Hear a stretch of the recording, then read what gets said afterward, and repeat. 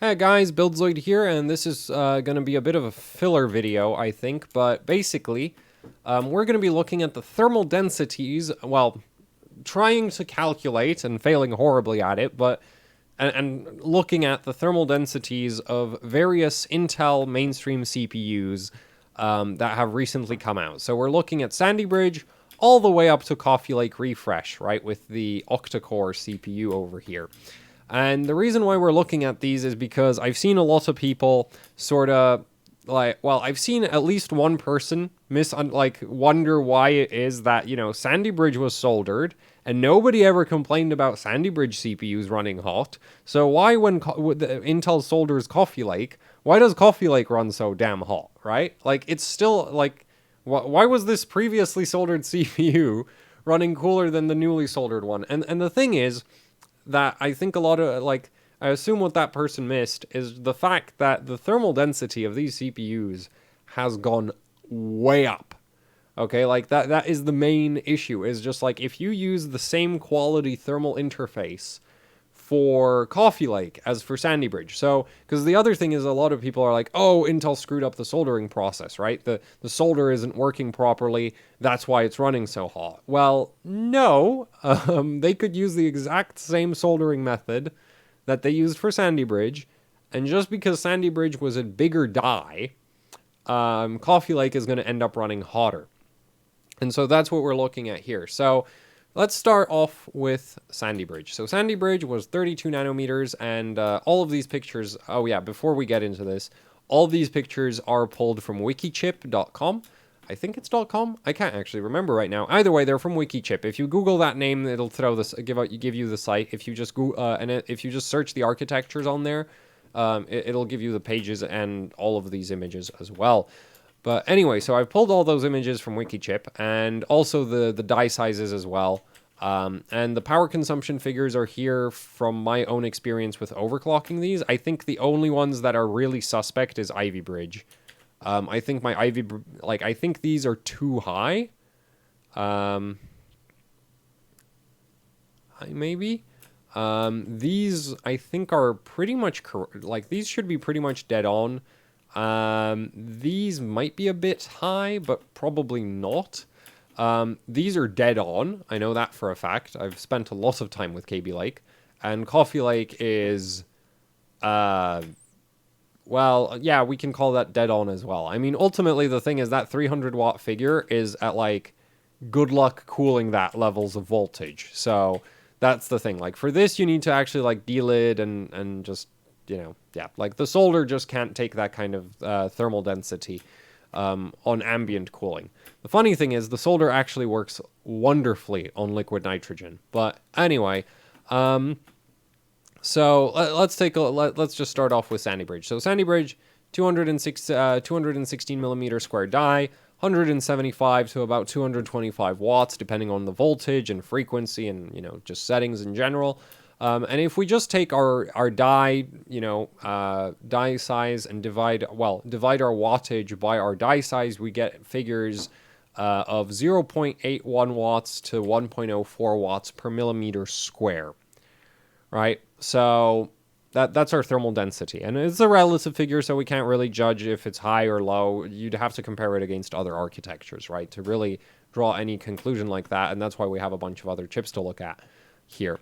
Now, the thing is, though, if you're overclocking a Sandy Bridge CPU on a desktop system, the fact of the matter is this lovely thing called the iGPU is probably not being used at all. And therefore, we should just axe that. And I should have probably axed this part as well, and this part of the CPU as well, because I'm not sure what's there.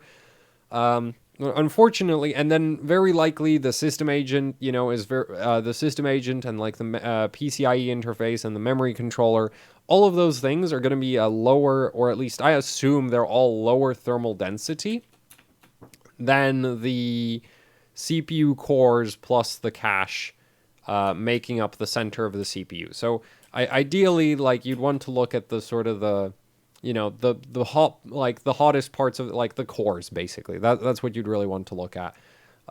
ideally, but that would be a lot of work. And since I'm basically getting all of I'm getting the iGPU percentage of the die by counting pixels, there's a lot of margin of error on there's a lot of potential for errors, and so I just kept it easy and just axed the iGPU portion and ignored the rest. And if we do that, we end up at about 1.02 watts to 1.31 watts per millimeter square. Again, we need to compare against other architectures. Now, moving on to Ivy Bridge. So Ivy Bridge is 22 nanometer, 160 millimeter square die. 29% of the die is made up by the iGPU. Now, if we don't eliminate the iGPU, and somebody forgot a period right there. If we don't eliminate the iGPU, we end up with a thermal density of 0.94 watts to about 1.25 watts. So, it's about if we were to draw these as relative scales, I guess you could draw something like this for Sandy Bridge, and then Ivy Bridge would be like that, right? With that being its maximum thermal density. So yeah, maybe about 20% higher thermal density if we don't account for the fact that the iGPU has gotten bigger. But if we eliminate the iGPU, we end up at 1.32 watts to 1.75 watts, and that puts us well above, that puts us right above Sandy Bridge. So the thermal density either stays the same as a completely maxed out Sandy Bridge, or even worse. So yeah, Ivy Bridge, relatively harder to cool. So even if it was soldered, it would have probably run a bit hotter than a Sandy Bridge CPU. Just because, more of the die is the cores are smaller, and the power consumption, again, I think the power consumption here might be too high, but the power consumption didn't really decrease that much, right? That's the main issue, is if the power consumption, if the die gets if the die gets 50% smaller, or 20% smaller, or whatever, right, percent smaller, and your power consumption decreases by 10%, your thermal density goes up, right? Yes, your power consumption is lower, but your thermal density is higher. Therefore, it's actually harder to cool. And that's why we're getting this, higher watts per millimeter square figure here. And yeah, so Ivy Bridge, harder to cool than Sandy Bridge, just because it is smaller, and the power consumption didn't really improve that much. Then we move on to Haswell, which I think these power figures are actually dead on. And Haswell's iGPU gets even bigger by a little bit. Not really that much bigger, but it does get a bit bigger. And we end up with but the die actually grows quite a bit more. And I think I'm not sure if the system agent and the memory interface got much larger, but ultimately what ends up happening is, because, Haswell has that 177 millimeter die, and the power consumptions are, Ivy Bridge power consumption is probably high on there, because I think Haswell, no, it works out. Haswell should be around the same thermal density. It's still on the same manufacturing process, so, and the die didn't get any smaller, so we can relatively safely assume that Intel hasn't, cranked up shrunk the gaps between the transistors for the sake of space savings, because that's something you can do without, changing the node. Without changing the manufacturing process too much. If you just look at the transistor counts versus die size of AMD GPUs compared to NVIDIA GPUs, both made on TSMC, you'll find that the AMD GPUs are usually way higher transistor density than the NVIDIA ones. So, yeah, just because the process is the same doesn't mean the transistor density has to be the same. But Haswell to Ivy Bridge, maybe Haswell's a bit more spaced out to get better overclocking or whatever. Anyway, if we do eliminate the iGPU, we still end up with a thermal density that's higher than Sandy Bridge, but a bit lower than Ivy Bridge. And again, that might be because of the power consumption figures being wrong. But either way, thermal density is still, higher than Sandy Bridge, and still quite high overall. Now, if we move on to Kaby Lake,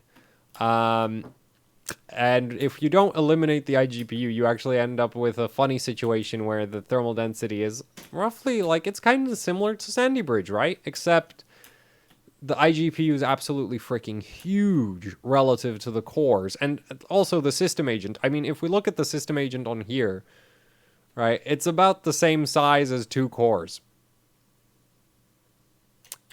If we axe the system agent, the thermal density here would actually go way up. And Coffee Lake proves it, because there I only axe the iGPU and somehow we still end up with a higher thermal density. But anyway, if you don't axe the iGPU, then yeah, your thermal density doesn't really look that bad, because most of the, like, a good chunk of the die is just iGPU. And again, you're probably going to, like, most people will turn that off. So we could ignore the iGPU. As, like, well, it's not going to be a heat source, and it's not acting as a heat sink, so we can't really count it as, well, it's not exactly a great heat sink, so we can't really count it as part of our thermal density. So if we eliminate the iGPU, we end up with figures that are, you know, slightly below Ivy Bridge to way to above Ivy Bridge, right? Like on the top end.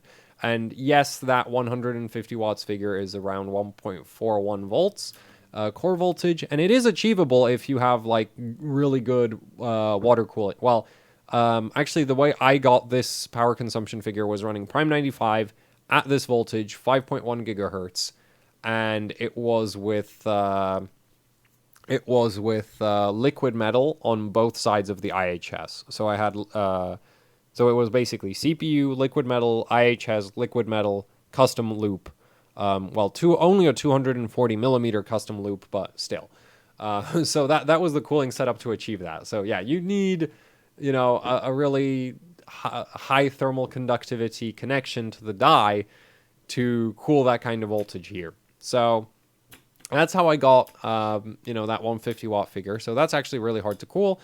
And yeah, the thermal density at that point is kind of ridiculous. Now, if we move on to Coffee Lake, if you don't adjust for the iGPU, because the iGPU, like, I think the iGPU in terms of, like, size is pretty much the same, like, absolute size, as in how many millimeters square it takes up. If you compare it to KB Lake, it's probably about the same, except now there's, you know, twice as many cores. The system agent hasn't really changed. The memory controller hasn't really changed.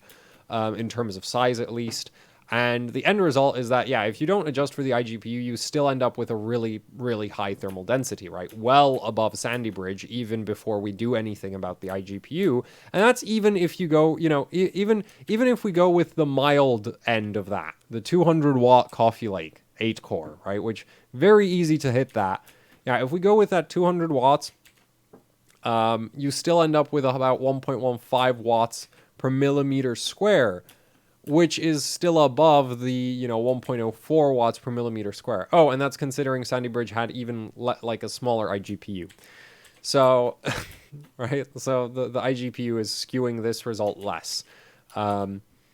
So yeah, Coffee Lake's freaking thermal density is insane, and like the core, the amount of heat the cores produce relative to how large they are is ridiculous.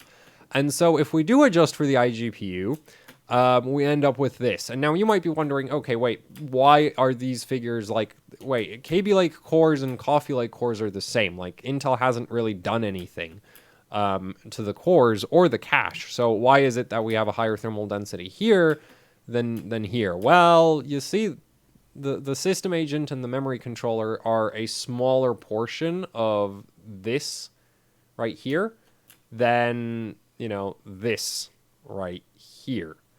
So that's basically why that's happening. Essentially, because there's more cores relative to system agent and memory controller here, the thermal density goes up. If you kept adding cores, the thermal density, like, basically we're getting closer and closer to the core thermal density rather than sort of the chip thermal density. So, like, in the real world, KB Lake probably has a, like, if you actually looked at the thermal density of, like, this right, like this block right here, right? Which, if you look at the thermal density of that block right there on Coffee Lake and the thermal density of this block, right, the same block, right, right here for KB Lake, yeah, the thermal density of those two blocks is identical, or at least it should be identical for a given voltage, because they are the same design. And so, yeah, Coffee Lake's thermal density is very, very high. And that's why, even though, you know, Intel Like, Intel's not using a worse soldering process than they did in the past. It's just that the chip, like, the thermal density is higher. So it requires more, like, a better thermal interface, not really more effort. Thermal interfaces don't really do any work. They just kind of sit there. But, well, unless you had phase change, which, nah, that's not really... That's more like a cooling system, not a thermal interface, so it doesn't count. But thermal interfaces, right? You'd need a better thermal interface to achieve the same temperatures on a Coffee Lake CPU or a KB Lake CPU than on a Sandy Bridge CPU, just because of the thermal density being so much higher, right? So yeah, Intel's not like screwing up the soldering process. They freaking, like, I'm pretty sure they actually invented the process that is used for soldering CPUs to IHSs.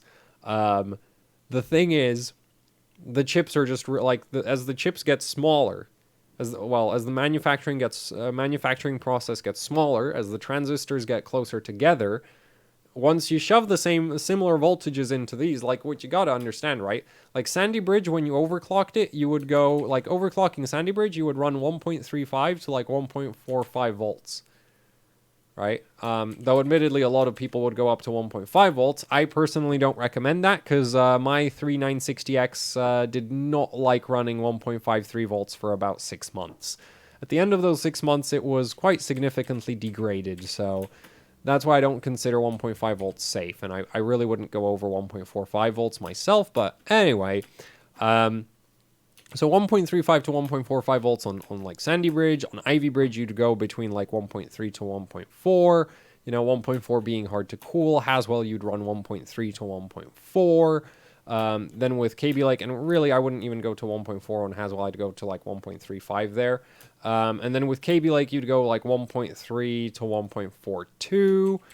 Like if you're not delidding, then the thermal paste just screws you over. So yeah, if you do delid, you can go up to 1.42 relatively easily. You know, 1.3 to 1.42, and then again, you know, Coffee Lake. I mean, good luck cooling 1.42, but 1.35 and thereabouts is like viable. So we're gonna say like 1.25 to, I don't know, 1.42, because, you know, theoretically, if you have a good enough cooling system, that's still safe. It's the same manufacturing process. It's just good luck cooling that. Yeah, so, you know, if you look at the actual voltages here, well, the voltage hasn't actually gone down very much, right? Like the ones that you end up overclocking with. And the chips have gotten way smaller, the transistors are smaller, the power consumption is, I mean, well, there's more cores, so power consumption overall is actually kind of up compared to Sandy Bridge. And yeah, so it's not that the solder on the, like, Intel didn't screw up the soldering process. Sandy Bridge is just easier to cool than Coffee Lake. And I hate to say this, but when 10 nanometer comes out, it's very likely going to be even harder to cool than Coffee Lake is, right? Like, assuming they use the exact same thermal, like, if the thermal resistance, right, if we do a diagram of, like, a CPU really quickly, so if that there is our die, and then we have some kind of thermal interface, and then we have an IHS on top of that, right? If the thermal resistance from, like, because all of your, like, what you got to understand is all of your circuitry is down here, right? All of your transistors, all of the heat is produced down here at the very bottom of the die. So if the thermal resistance from here to here stays the same, but the thermal density goes up, it's just going to be harder to cool, right? And that's basically what we're seeing with, like, Coffee Lake. And the thing is, once 10 nanometer comes out, I'm pretty sure the die is going to get smaller, or at least, like, the thing is, the die doesn't necessarily have to get smaller, right? We could always end up in the, I mean, KB Lake's die is tiny compared to some of the other ones here, but we can always end up in the situation where, like, well, the important thing is that the cores are getting smaller, right? Because that's the part that's making all the heat. Like, if Intel decides to make half the die iGPU, which they almost did with KB Lake, right? Like, if half the die is iGPU, that doesn't really do anything for your thermal density because all the heat is produced in your tiny little cores. So, Yeah, with 10 nanometer, the die is very likely going to get smaller, and you know, if Intel like, I don't know, like they'd basically have to figure out a completely new thermal interface, you know, thing, so that the CPUs are easier to cool. And it's just like, yeah, that's not happening. I'm pretty sure, like, yeah, I'm not sure that there's anything that they can really do. Then again, I don't work in like material, like, you know, thermal material engineering. But I'm pretty sure if they knew of something that was better than solder, at this point they might have used it, you know? So I get the suspicion that there isn't anything better. Obviously, delidding is still going to be viable, but if you compare like direct die cooling a Coffee Lake to a theoretical 10 nanometer CPU, again, you're like, it's still going to be harder to cool, assuming well, unless 10 nanometer suddenly just pulls, like, I don't know, if they cut the, like, ultimately it also depends on the power consumption, right? So the main issue is the dies are getting like much smaller, and the power consumption isn't really coming down quite as quickly. If somehow 10 nanometer magically reduces power consumption at a maxed out clock speed, the power consumption drops by, I don't know, the same amount as the die size decreases, then the thermal density will stay the same. But considering the current trend of that not really being a thing, I'm really skeptical. I think, honestly, as just time goes on, things are gonna just keep getting harder to cool. Which is kind of like, you know, if you go back in history, if you go far back enough in like CPU design, early on CPUs ran on like 3 volts and they didn't even need heat sinks. So, you know, this is a very, this trend of things getting smaller and thermally denser and therefore hotter has been going on for like ages, and I don't think it's about to reverse anytime soon. So, yeah, it's not. Anyway, this is just one of those like random things I like to think about when I'm bored. So, yeah, and I figured I'd make a video about it. So, yeah, hopefully you found this somewhat interesting, because I don't know. I just felt like making a video about it. Anyway, thanks for watching. Like, share, subscribe, leave any comments, questions, suggestions down in the comment section below. And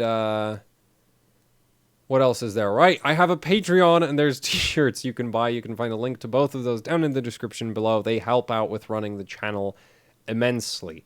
So, yeah, that is it for the video. Thanks for watching, and goodbye.